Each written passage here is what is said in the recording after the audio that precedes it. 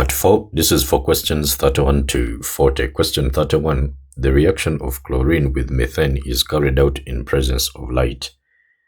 And they're saying, what is the function of light? Of course, this one breaks the chlorine to chlorine bond here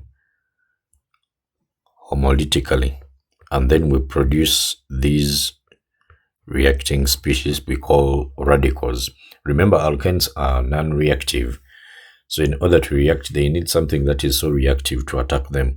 So this is what we call the initiation step. Then we have the propagation step, where this one now goes and reacts with the molecule of the, let's say, this methane here. And then we produce, so we can begin with this one here. We get CH3, Cl, then what else? Then plus another one. No, it's not like that. We are going to have this one here, a radical, then plus HCl. So you are producing another radical. Then they continue. This radical can again attack another molecule. It continues until you get, let's say, two radicals meeting together. And then that one is termination, you see? So like that. But the main function of this UV light is to break this chlorine what? Molecule. So what do we have here? The answer has to be to break the chlorine molecules into atoms. So that is B. Okay. They are not broken into ions. We get these radicals. Each chlorine takes back the electron that it shared in this covalent what? Bond. Okay. Question 32. When X is added to aqueous sodium hydroxide and heated under reflux, pentan 2-ol is made. Which organic product is made when X is heated with a solution of potassium cyanide dissolved in ethanol? So potassium cyanide dissolved in ethanol, we actually use this one to extend the carbon chain. Okay. I can have something like, since they are saying pentan 2-ol, then I can have X maybe a halogenoalkane, something like CH3, then C, I will put, let's say, Br here, then H, then CH2, those are how many for? CH3. So when I put this one here, there is going to be a substitution. Then we'll put the Cn here. And if we can see, this is a CH3, then CH, then the Cn. Okay. Then there's a CH2, CH3. So that means the answer is actually what? D. So this is the one that we are getting here. D. Question 33. 1 chlorobutane and 1 iodobutane both react with aqueous sodium hydroxide by a nucleophilic substitution reaction. Which reaction has the greatest rate under the same conditions, and which mechanism is followed by this reaction? Now, of course, the mechanism has to be SN1 because we have this CH3, CH2, then C, there is this CH2, then I, the same thing with this one of chlorine. We shall have chlorine here. So we are going to have this propyl group, the positive inductive effect. So it is only one alkyl group that is pushing electrons towards this carbon, holding the what? The halogen. So this one is not so strong enough to cause the breakage here. Okay. So it happens in, let's say, secondary, because secondary can use SN1 and also SN2. Okay. Then in tertiary, of course, that is SN1. Okay. So this one has only one alkyl group, so it needs a nucleophile, let's say OH here, to aid the breakage here, you see. And before brings these electrons here. This one is partially positive. This one here is partially negative, because you know halogenoalkanes are electronegative. Okay, so they tend to push bonding electrons towards, they tend to pull bonding electrons towards themselves. So that's why an electrophile can donate these electrons to that carbon that seems to be losing electrons, and it has that partial positive charge. So we have to look at SN1. This one has to be SN2. If I said SN1 somewhere, pardon me, it has to be SN2, okay? Just like I've shown here. But then also the rate of the reaction, which one is going to be faster than the other? So when you look at this carbon to halogen bond, this iodine, and then this one to chlorine, chlorine is much more electronegative compared to iodine. So it tends to pull these bonding electrons towards itself much more stronger than this one of iodine, you see?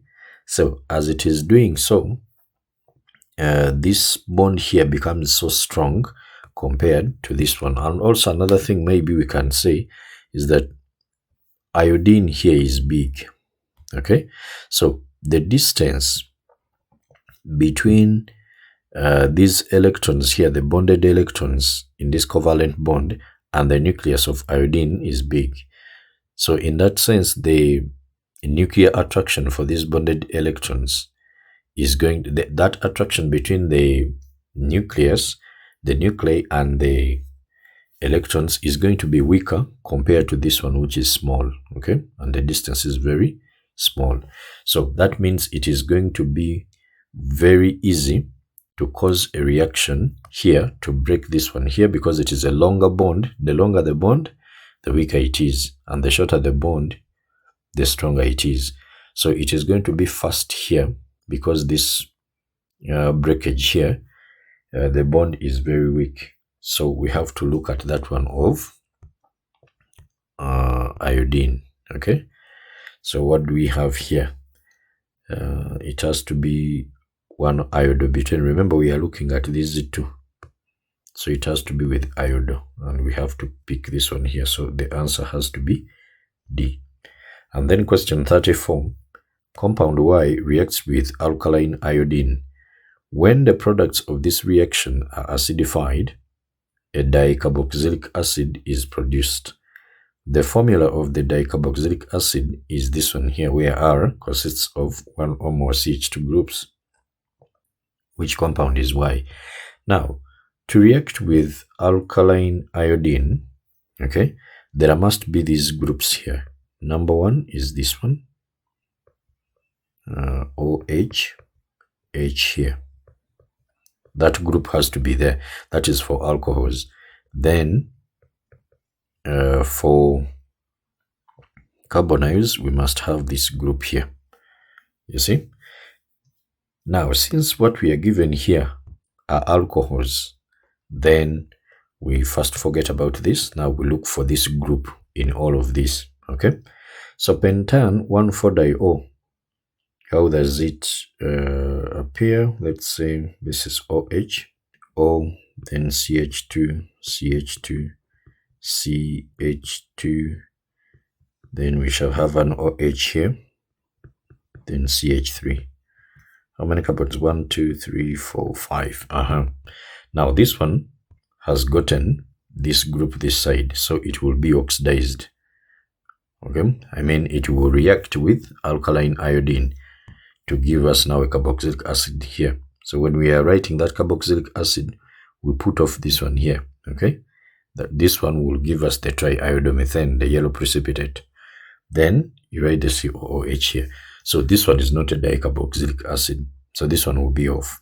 Okay, then we go to this one here, HO, then CH2, CH2, CH2, maybe CH2 here, then CH2OH.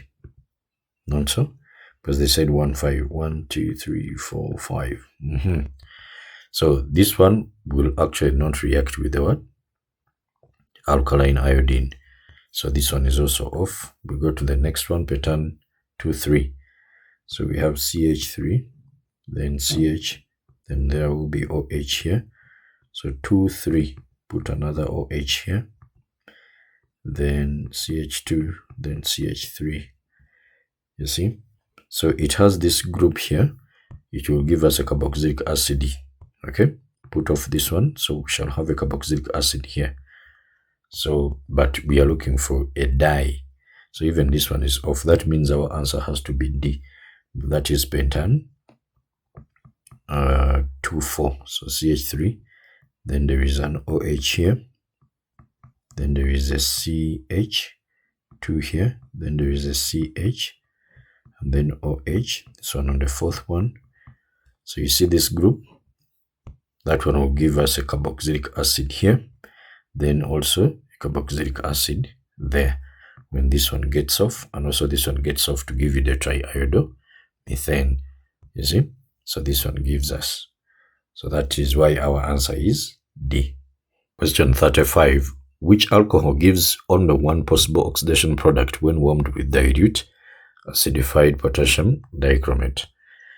Now, here you have to consider distillation and also reflux. So if you oxidize and you distill, okay, you'll get what we call analdehyde for these primary alcohols. So let's look at butane 1O. So butane 1O is CH3, CH2, CH2, CH2, OH. So under oxidation, and then we distill, this one is going to give us CH3, CH2, CH2, then CHO. Then another one, under reflux, further oxidation will take this one to a carboxylic acid. So CH2, CH2, then COOH. Now these are two possible products because there is this one here and this one here, you see? So this one has to be off. Then how about butane 2O, CH3, then there is an OH here, and then CH2, CH3. So when we oxidize here, this one is going to give us a ketone.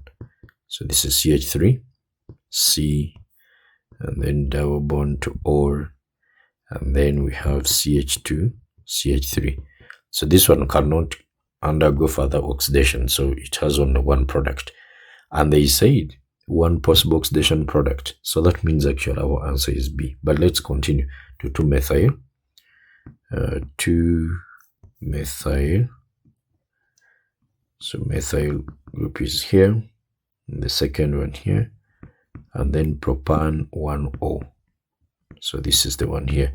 Of course, when you oxidize this one here, it is also going to first give you what?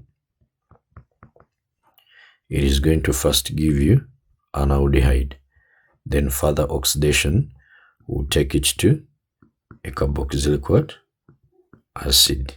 You see that? And of course, this one is the tertiary alcohol. Okay? The tertiary alcohol.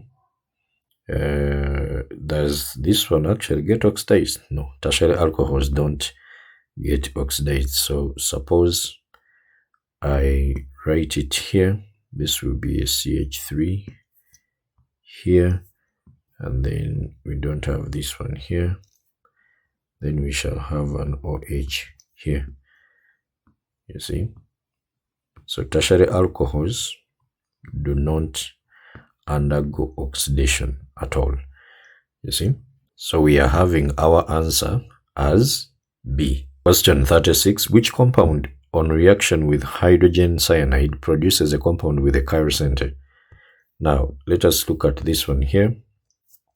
Actually, what happens in the reaction here with aldehydes or ketones, we can have, of course, this O here, oxygen being electronegative, so it is partially negative, and then this one partially positive, then the cyanide here donates the electrons to this carbon, then it breaks the pi system, and then what do you get? CH3, C, then you have the O minus there, then we have the CN, and then the hydrogen here, then we can get another hydrogen cyanide here. Now this one with the lone pair takes off the hydrogen from here, and then we get the CH3C, then OH here, and then H here, and then the cyanide. You see? Now, when you look at this one here, you can see that this group is different from this, and different from that. So this one here is actually giving us a chiral center, not so? So this one here is a chiral center. So that means A gives us. Then when we go to this one, of course, this one has two groups. You can see them already. Remember, here we are going to have OH and then the cyanide, okay? When you remove this. So this one is not going to have a chiral center because of these two groups that are the same. Are we there? Then another one, this one is an ester, okay? Esters don't react with hydrogen cyanide. And also this one here, it is HC, then this, and then this. Now, if you put these are two hydrogens already. So if you put the cyanide, then what are you going to have? You're going to have something like this. You have the OH, then there is a hydrogen, and then there is a cyanide. So because of these two hydrogens that are connected to that carbon, this one cannot be a what? This one cannot have a chiral center. So even this one is off. That is why our answer is what? A. Question 37. The diagram shows three reactions of ethanol. In each case, an excess of ethanol is used. So we can see ethanol here. It is giving us solution 1. This is acidified potassium dichromate. So this is an oxidation reaction. Okay. Oxidation takes place here. And because this is an oxidizing agent, it gets reduced. Okay. So here dichromate has oxidation state +6, but then when it is reduced, it comes to, this is chromium, okay? Chromium has oxidation state +6, but then when it is reduced, it becomes chromium 3+, okay? Chromium 3+. Now, in there, what is going to happen is that we are seeing the oxidation state here is 6, then here it is 3, so it is reduced. An oxidizing agent gets reduced, not so? This one is the orange, but then the green one, this 3, the +3 is green in color. Okay, so solution 1 has to be green. We have to look at this and this. Okay, then solid 2. Ethanol here, alkaline iodine. Remember, for alkaline iodine, there has to be this group here. Okay, that group there. Now for ethanol, actually, it is the only aldehyde that gives a positive test with alkaline iodine because it is the one that has this group here. The rest are ketones. When you replace this with NR, okay, an alkyl group here, you are going to have a ketone. You see that? So this one will give us a positive test. So this one will get off, and then it will give us the what? The triiodomethane, which is yellow. Okay, so this yellow solid, that is the one that is here. Okay, it has to be yellow. Solid 2 is yellow. Then failing solution. Failing solution, this one can oxidize this. Okay, failing solution, this one is blue. Okay, then after the what? The oxidation, then we get what we call a brick red precipitate. So I have to look for red. Yellow, yellow, then red. The silver mirror is for ammoniacal silver nitrate, which we call Tolenese reagent. This is ammoniacal copper 1 nitrate. So the answer has to be B. Question 38. We have this compound here. Let me see. How is it called? CH3. Then there is a CH3 here. Then another one here. And then the CN. So this is going to be 2,2-dimethyl. Okay? Because the two methyls are connected to this second carbon here. So 2,2-dimethyl. Then propanitrile. Okay, propanitrile. So 2,2-dimethyl-propanitrile reacts to form alcohol Y via the reaction sequence below. Of course, when you use, let's say, HCl, there is going to be a hydrolysis. So the hydrolysis here is going to give us, what is our X? X is going to be, you get this one here, okay, and then you put COOH, okay. So you remove the nitrogen and then you put the COOH here. So this is what I'm going to do here. Just put the COOH. That is my X. And then when you put lithium aluminum tetrahydride, this one is capable of reducing carboxylic acids to primary alcohols. So first two aldehydes and then primary alcohols. So that means Y in this case is going to be, bring this one here, and then we put, we write it as a primary alcohol here. So CH2OH. And now they are saying which row names the molecule X and the class of Y. Now X here is 2,2-dimethyl. Then this one is what? Is a propanoic acid, not so. So we have dimethyl propanoic acid.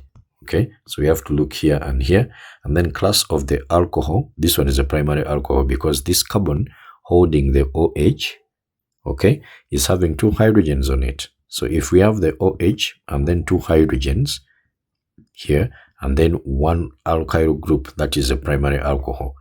And then if we have two aryl groups, maybe they are different, and this carbon holding the OH is having one hydrogen on it, this one is a secondary. And then tertiary, if it has no hydrogen on it at all, okay, this carbon holding the OH, this one can be tertiary. So this one here is actually primary. Now somebody can be confused because they are seeing this CH3, the CH3 here, and then the CH3 here. They say, this is tertiary because of these three methyl groups that are connected to this carbon. The carbon we are referring to is the one that holds the what? The OH. You see that? So the answer here has to be C. Question 39. The diagram shows a section of an addition polymer. The polymer is made using two monomers. And they're saying here, what are the names of the two monomers needed to make this polymer? So, you know, when they are forming, let's say we have, of course, when they say addition polymer, that one is coming from these unsaturated compounds like alkenes. So we have this double bond here. Okay, it has groups here, but then this one breaks off like this and also like this. So it opens up. Okay, whatever was there and also there, then it opens up like that. So that means when we are bringing it back, then we close in. So close this one to this, then also close this one to that. So do that, continue like that, like that, like that, like that, and this one continues like that. So you just break it. Now here, when you look at what is happening here, we have that carbon, then it has this CH3 and then the Cl. So maybe I'll write Cl here and then the CH3. Okay, then there is a double bond, then there is a carbon, then there is a chlorine here, and then there is a hydrogen. Okay, this is two. Then we come to this one. Now this one has been broken. Even this one, it is broken. In fact, let me use red here. This one, the bond has been broken. Even here it has been broken. Even here, even there. And this one is continuous, okay? Now, let us write what is here. So we are having a carbon and a carbon. There is a double bond created. Okay, there's a CH3 and Cl. Maybe I write the CH3 there, and then the Cl. What else? then there is CH3 and then the H. So there is a CH3 and then the H, not so? Then how about here? So we shall have a carbon, then there is a CH3, Cl, okay, this is the one. Then when I go to this one, it has Cl and then H. It has the Cl and then H. You see that? Then how about here? I can have this carbon then with these ones here. Carbon, double bond to that. Then it has a CH3. It has a Cl. And then this one here, CH3 and the H. CH3 and the H. Now, what do we see here? Do you see that this one here is the same as this one here? Of course, it can be cis or trans, so the way I've written them. And also this one here is the same as this. They are the same. It can be cis trans, okay? Then it has geometrical isomerism because each of the carbons in the double bonds has two different groups attached to it, okay? So what do we see here? Now I'm taking these two for reference. So I'm going to have CH3, C, then put the chlorine, and then the double bond, then this one here, and then maybe this one here, and the hydrogen. So these are how many carbons? They are 3. So this is on 1 and on 2. That is where we are having the 2 chlorines. So we shall have 1,2-dichloropropene. Are we seeing 1,2-dichloropropene? I can see it here. I can see it here. Okay. Then this one here, we can see 1 chlorine here, and this is but2-ene. Okay, but2-ene. So 2-chloro, but2-ene, which is here, okay, and here. But which one has the 2 ticks? It is this one here. So that means our answer is A. Question 40. The diagram shows the mass spectrum of a sample of chlorine. Peaks V, W, X, Y, and Z are labeled. Now, when you look at these peaks here, this is for 35, this is 37, and chlorine has 2 isotopes, 35 and 37, okay? Then, when you come to this side, this is 70, 70 times 2. Remember, chlorine is diatomic. You see that? So, that means these ones here are used for the molecule, okay? For the molecule. And then these ones here are used for the atoms, okay? For the chlorine what? Atoms. So that is the difference between the two, okay? So when we say relative atomic mass, we come to this. When we say relative molecular mass, we come to this. Okay, now this one, when you get 37 times 2, you'll get this 74. No, this is 70 what? This is 70, 71, 72, 73. This is 74 here. So that is Z is for chlorine, chlorine 37. So you have chlorine 37. This molecule is the one you're going to get here on Z. Now you're saying which statements about this spectrum are correct. The relative atomic mass of chlorine can be calculated from the abundances and mass to charge ratio values of 2 of the 5 peaks. Of 2 of the 5 peaks. Yes, it can be here. These 2 here. That is where we can use the one. These are the ones we can use to find the relative atomic mass. Because this one is for atoms like I told you. And this is for the what? For the molecules. So 1 is correct. That means wherever there is a 1, I will put a tick. Okay? Then, of course, here there is no 1. Probably D is off. But let's check. 37.0 grams of species responsible for peak Z contains these molecules. Now, let's look at peak Z. This is 74.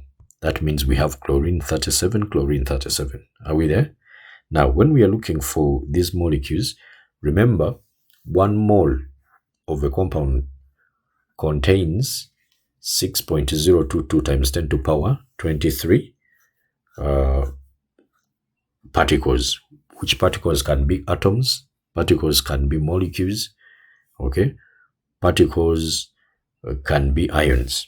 Now, for this case, since we are having chlorine, and chlorine, of course, 37.